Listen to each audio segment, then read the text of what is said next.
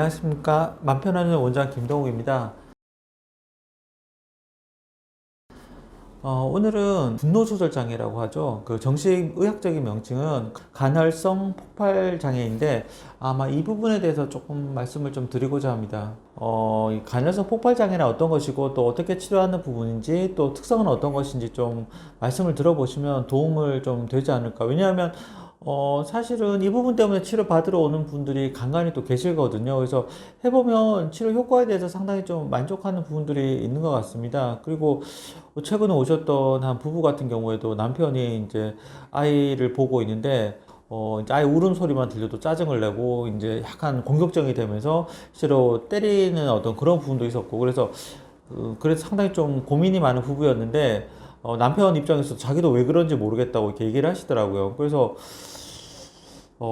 여러 가지 검사도 해보고 이렇게 말씀을 드렸는데, 실질적으로 약물 치료의 반응이 좀 괜찮았습니다. 그래서 두 분 사이의 사이도 많이 좋아지고 서로 신뢰할 수 있는 부분도 좀 많이 생기는 부분들이 있거든요. 그래서 이게 간헐성 폭발 장애나 분노 조절 장애가 단순히 정신과적 증상 문제가 아니라 부부 관계 아니면 직장 내에서 다른 사람들의 관계에 있어가지고 상당히 좀 중요한 위치를 차지하고 있지 않는가 생각을 들어서 준비를 해봤습니다. 간헐성 폭발 장애라고 되어 있는데요. 그 DSM-5라고 정신과 의사들이 쓰는 진단 기준에는 이제 이런 부분들이 있습니다. 진단 기준이 재산 손괴나 신체 손상을 동반하지 않는 경우에 3개월 동안 일주일에 2일 이상이 발생을 하고요. 일체적으로 재산 손괴나 손상을 동반할 경우에는 1년 이내 3번 정도 폭발하게 되면 아마 진단이 가능하게 되는데 이게 참 애매한 수치이기도 합니다. 그런데 이게 아마 이게 여러 가지 데이터를 종합한 결과이기 때문에 의미가 있을 것 같은데 결국에는 어, 그 화가 나고 폭발하는 부분들이 1년에 3번 이상 부부싸움이 됐든 직장 내에서 됐든 어떤 그럴 경우에는 실제적으로 상당히 좀 심각한 정신과적 질환이 있는 부분이라고 보시는 게 좋을 것 같습니다. 그래서 이게 어떤 분들이 이렇게 얘기를 하실 것 같아요. 이런 기준을 가지고 아니 그럼 화 안 내는 사람이 있냐. 사실 그렇기도 하거든요. 저도 그렇고 뭐 얼마 전에 이제 피자를 먹으러 갔는데 20분 내로 이제 준비가 됐다고 준비를 해달라고 갔는데 갑자기 주문을 잘못 받아서 저희가 한 2, 30분 더 기다려야 된다는 상황이 되면 이 사람이 뚜껑이 열릴 때가 있거든요. 그러면 그때 화를 내면 안 되나? 뭐 아무 얘기를 해서는 안 되나? 이제 그런 부분이 있는데 여기서 말하는 거는 어떤 그런 감정 폭발이 말로 끝날 정도가 아니라 실질적으로 폭력이라든지 아니면 물건을 던진다든지 그래서 실질적인 위해가 갈 정도로 큰 사건을 의미한다고 보시면 될 것 같습니다. 그리고 또 한편으로는 가장 중요한 진단 기준 중에 하나가 공격성과 감정 폭발의 정도가 심리적 스트레스 정도에 비례하지 않는다는 부분입니다. 그래서 예를 들면 누가 봐도 이해하는 상황에서 감정적으로 폭발할 경우에는 이 진단 기준에 해당하지 않는다고 보시면 됩니다. 그래서 아무 예측되지 않는 상황에서 갑작스럽게 사소한 말이나 언행으로 인해서 폭발을 하게 된다는 겁니다. 그래서 예를 들면 지나갈 때 나는 그 사람에 대해서 호감의 표시를 웃었는데 자기를 비웃으라고 해서 갑자기 화를 낸다는 점 이런 부분들이 반복이 된다 그러면 한 번 정도는 의심을 해볼 여지가 있지 않을까 하는 생각을 하게 됩니다. 그리고 감정 폭발이 계획된 것이 아니라 목적 없이 일어난다는 것입니다. 그래서 만약에 목적을 가지고 화를 낸다 그러면 반사회성 성격 장애라든지 아니면 여러 가지 성격 장애에 가깝겠지만 이 부분은 뜬금없이 갑자기 화가 이제 폭발하기 때문에 뭐라고 예측하기 힘든 부분들이 있는 것 같습니다. 그리고 실제적으로 화가 난 이후에 왜 화가 나냐고 물어보면 본인도 잘 모르는 경우들이 많이 있습니다. 그래서 이게 옆에 있는 사람들은 상당히 힘들고 또 본인도 괴로운데 사실은 어떻게 할 수 없는 그런 상황들이 좀 많이 있습니다. 그래서 한 나이가 6살 이상이어야 되고요. 그래서 만 6세라는 게 아마 3세에서 5세 사이의 분노 발작이기 때문에 아이들이 분노 발작하는 것 가지고는 이 범죄에 해당하지 않는 것 같습니다. 그래서 어쨌든 그리고 이제 공격성과 감정 폭발로 경제적인 문제, 심각한 문제를 겪을 때 진단이 가능하게 됩니다. 그래서 아무래도 이 부분은 만 6세 이상으로 했지만 사실은 최소한 성인을 대상으로 할 때 진단이 가능할 수 있지 않을까 하는 생각을 하게 됩니다. 그리고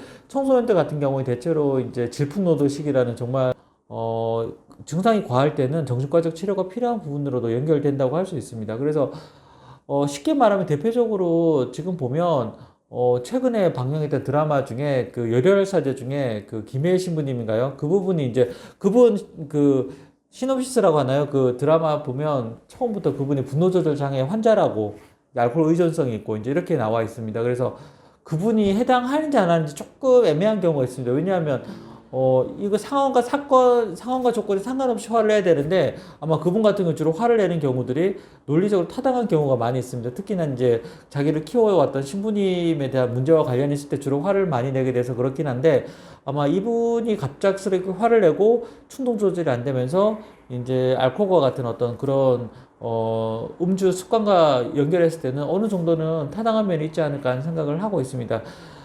보시면 아시겠지만, 간헐성 폭발 장애가 있는 분들의 대부분 특징이 있습니다. 그래서 김혜일 신부님으로 등장했던 그분과도 공통된 특성이 있고요. 그래서 이 부분이 아마도 제가 볼 때는 치료적으로도 필요한 부분이기 때문에 말씀을 드리는 것 같습니다. 그래서 제가 생각할 때 간헐성 폭발 장애라고 진단할 때 가장 중요한 부분들이 이 부분인데, 이게 뭐냐면 궁금하시죠? 아니라 감각이 예민한 것들이 사실은 이 간헐성 폭발 장애와도 관련성이 좀 있는 것 같습니다. 그래서 아무런 이유가 없이라고 했지만 사실은 그 이유가 뭐냐면 감각이 예민한 부분들이 있습니다. 그래서 예를 들면 옆에 사람이 음식을 먹을 때 쩝쩝 먹는 소리라든지, 아니면 이렇게 볼펜을 책상을 긁는 소리라든지, 아니면 유리를 손으로 긁는 소리라든지, 소리에 예민한 분들 같은 경우, 특히나 이제 가장 문제가 되는 층간소음 같은 경우에서도 쿵쿵 소리라든지 그런 소리에 예민한 분들 같은 경우에는 아무런 이유 없이 순간적으로 화가 폭발을 하게 되고, 그리고 올라가서 이제 어떤 심하게 다투게 되는 경우들이 많이 나타나게 됩니다. 그래서 아까 말씀드렸던 저희 병원에 외래에서 오신 그 부부 얘기를 듣더라도, 남편이 갑자기 화를 내게 되는데 아이의 우는 소리와도 관련성이 좀 있는 것 같습니다. 특히나 이제 직장에 마치고 왔을 때 피곤이 누적된 상황에서 남편이 됐든 아내가 됐든 아이가 우는 소리를 지속적으로 듣게 되면 그 아이를 사랑하고 하지 않건 그것과는 상관없이 실제적으로 화가 폭발하게 되는 부분들이 있는데, 그로 인해서 정말 많은 부분들을 잃어버리는 부분들이 관찰이 되는 부분들을 보았습니다. 그래서 아마 이런 것들을 봤을 때 감각이라는 것들이 상당히 인간의 삶에 큰 영향을 미치지 않을까 하는 생각을 하게 됩니다. 그래서 감각이 예민해지면 주변 자극에 영향이 민감하게 되는 부분들이 있고요. 그렇게 되면 화가 순간적으로 나게 됩니다. 그리고 그렇게 되면 앞뒤 따지거나 논리적으로 사고를 조절할 수 있는 기능에 손상을 받기 때문에 실제적으로 화 조절이 어려운 부분들이 있습니다. 간헐적 폭발 장애가 있을 때 다른 부분들에 비해서 약물의 치료 효과가 상당히 괜찮은 부분들이 있는 것 같습니다. 그래서 보면 상담만으로는 사실은 조금 어려운 부분들이 있지 않을까 하는 생각을 하게 되는 이유가, 이게 감정적으로 화가 난 부분이 쌓였기 때문에 말로 풀어주면 되는 부분들이 아니고 감각이 예민한 부분들이기 때문에 이 부분이 뇌 안에 있는 그 호르몬의 미세한 변화도 상당히 뇌에 영향을 좀 줄 수 있는 부분들이 있을 것 같습니다. 그래서 저희가 볼 때는 1차적으로 저희 병원에 오시게 되면 뇌파 촬영을 해서 베타나 하이베타나 아니면 사고나 충동을 조절하시는 부분들을 확인해서 보는 부분들이 있고요. 또 한편으로는 심리 검사를 통해서 내적인 어렸을 때 가졌던 트라우마라든지 성장 과정에 있어서 힘들었던 부분들을 듣게 되는데, 사실은 제가 이제 그런 과정을 통해서 면담을 하게 될 때 물어보는 부분들이 중에 하나가 어떤 감각에 예민한지 확인을 좀 하는 절차를 가지게 됩니다. 그러면 생각보다 이 과정을 통해서 많은 부분들을 알 수 있게 되고, 그동안 화가 났던 부분들이 어떤 부분들인지 찾게 되고, 또 관계가 회복되는 부분들을 실질적으로 볼 수 있는 부분들이 있는 것 같습니다. 그리고 그 이후에도 이제 면담을 이후에 적절한 약물을 찾는 과정을 거치게 되는데요. 감각이 예민한 부분들을 잡아줄 수 있는 항우울제와 또 안정제, 또 다른 부분들의 몇 가지 약물들이 있는데, 그 부분들을 같이 찾게 되면 실제적으로 많은 도움이 되는 부분들이 있습니다. 그래서 아마 약물 처방할 때 가장 많이 걱정하시는 분들이 이렇게 많이 졸리면 어떡하냐, 직장 생활에도 영향을 많이 줄 텐데, 그런데 혹시나 수면에 예민하다, 아니면 가장 중요한 부분 중에 하나가 감기약을 드시고 전에도 많이 졸렸었다라고 생각이 드시는 부분이 있으면 미리 얘기해 주시면 아마 그쪽을 확인해서 치료를 하게 되면 도움이 좀 되지 않을까 하는 생각을 하게 됩니다.